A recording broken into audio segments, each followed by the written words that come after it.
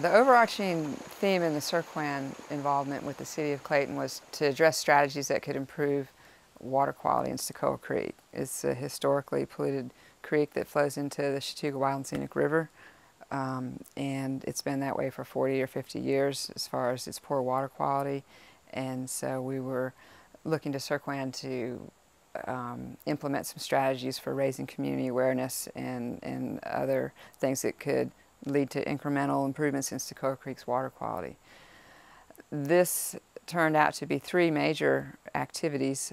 One was the formulation of the Stokoe Creek Task Force, which was a gathering of the EPA, the EPD, City Council, various community leaders, conservation organization, primarily ours, the Chattooga Conservancy, and we had a big meeting. Try to come to a consensus on what sort of activities could be implemented to improve water quality, because everyone has a different idea whose fault it is and how it can be fixed. And so that was achieved, and a moderator was provided through the Surquan program, and she did actually a very good job.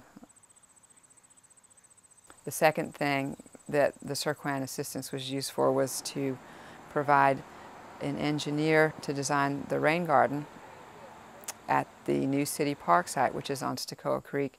And what the rain garden will do will be to capture the stormwater runoff from Highway 441 and put it into a catchment basin. And the term for this is called a bioretention area. And as the water percolates through this area, it will be cleaned by the plants that are going to be there. They're not there now. And then as it seeps back out, it will be clean and no longer full of pollutants from the Highway 441. The third initiative that Surquan helped with came out of the Stokoe Creek Task Force meeting, which is a finance committee.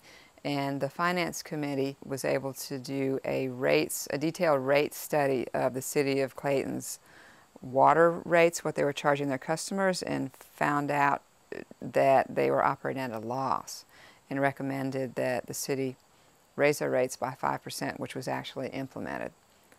So that it's not operating in the red anymore.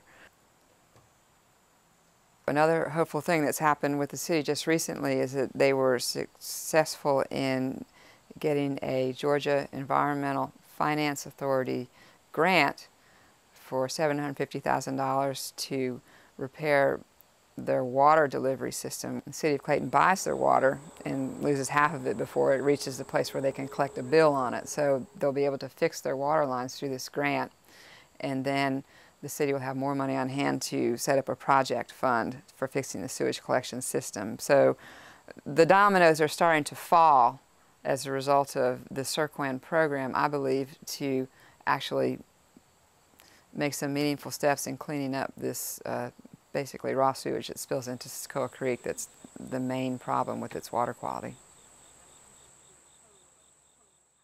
I would advise other communities to mirror the process that we did, which was to have a large stakeholder group come together. It's more of a happy marriage of bureaucratic help, the bureaucracies being the EPA, the EPD, and its associated groups such as the Surquan organization. But you have the investment of the community who actually shows up to say, we want to work on this problem, and we're available to get together and work with the experts to move forward.